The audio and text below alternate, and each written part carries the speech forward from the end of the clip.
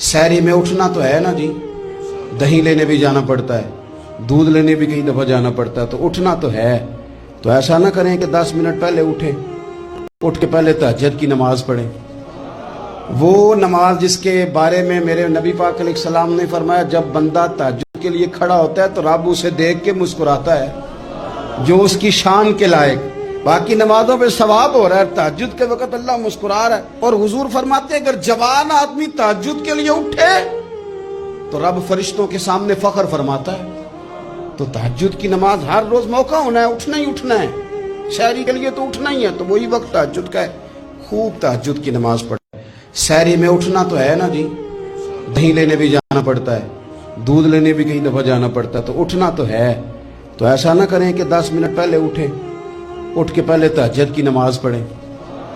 वो नमाज जिसके बारे में मेरे नबी पाक अलैहिस्सलाम ने फरमाया, जब बंदा तहज्जुद के लिए खड़ा होता है तो रब उसे देख के मुस्कुराता है जो उसकी शान के लायक। बाकी नमाजों पे सवाब हो रहा है, तहज्जुद के वक्त अल्लाह मुस्कुरा रहा है। और हुजूर फरमाते हैं, अगर जवान आदमी तहज्जुद के लिए उठे तो रब फरिश्तों के सामने फख्र फरमाता है। तो तहज्जुद की नमाज हर रोज मौका होना है, उठना ही उठना है।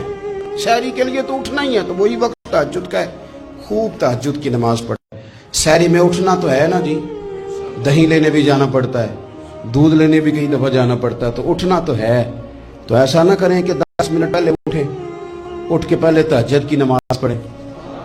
वो नमाज जिसके बारे में मेरे नबी पाक अलैहिस्सलाम ने फरमाया, जब बंदा तहज्जुद के लिए खड़ा होता है तो रब उसे देख के मुस्कुराता है जो उसकी शान के लायक।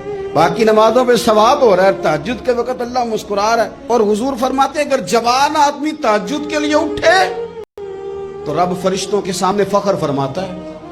तो तहज्जुद की नमाज हर रोज मौका होना है, उठना ही उठना है। शहरी के लिए तो उठना ही है, तो वही वक्त तहज्जुद का है। खूब तहज्जुद की नमाज पढ़े।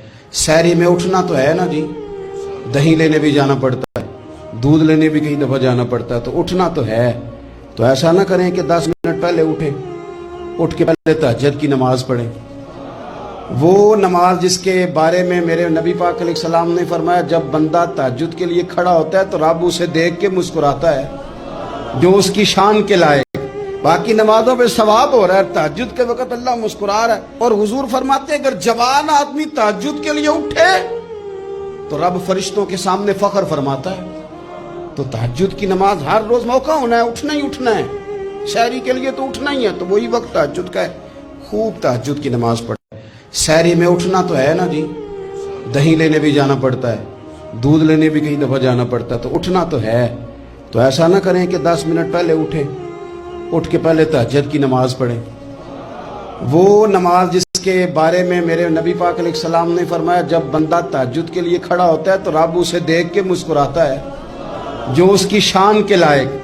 बाकी नमाजों पे सवाब हो रहा है, तहज्जुद के वक्त अल्लाह मुस्कुरा रहा है। और हुजूर फरमाते हैं, अगर जवान